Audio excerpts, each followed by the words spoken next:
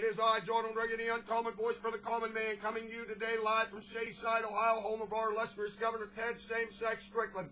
Last week on CNN's Larry King Live, we heard that great Imam of Peace, Faisal Abdul Rauf', say this: if his mosque was not completed at the ground zero site, quote, there is a certain anger here, no doubt, but if you don't do this right, meaning putting the mosque at ground zero, anger will explode in the Muslim world. If we don't handle this crisis correctly, it could become something which could become very, very dangerous indeed, close quote. Now, to me, that sounds a lot like a threat.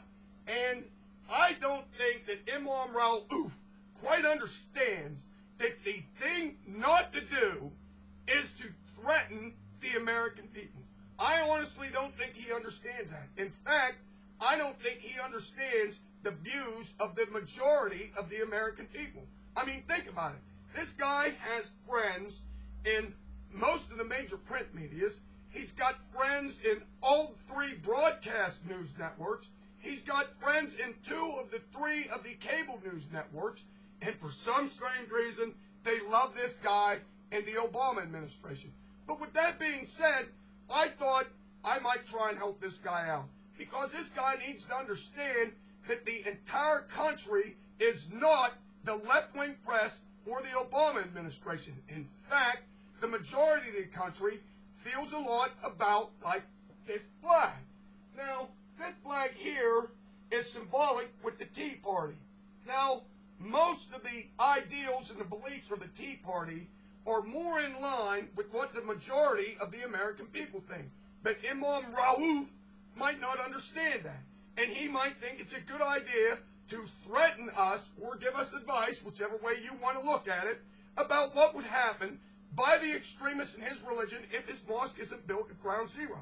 So, in the interest of fairness, I thought I might try and give this guy a history lesson so that he might understand just exactly what he's dealing with here. Now, you see the rattlesnake in this? Okay, the rattlesnake is distinctly American.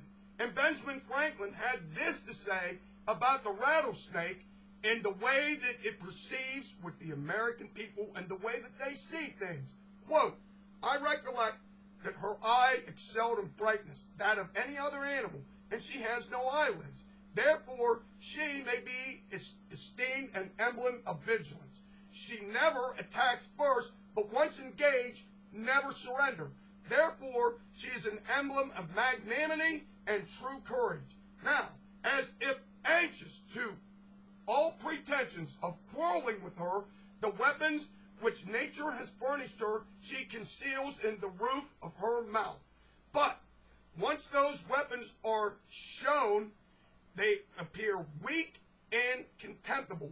But their wounds, however small, are decisive and fatal. Conscious of this, she never wounds until she has generously given notice, even to her attackers, and cautions them against danger of treading on her.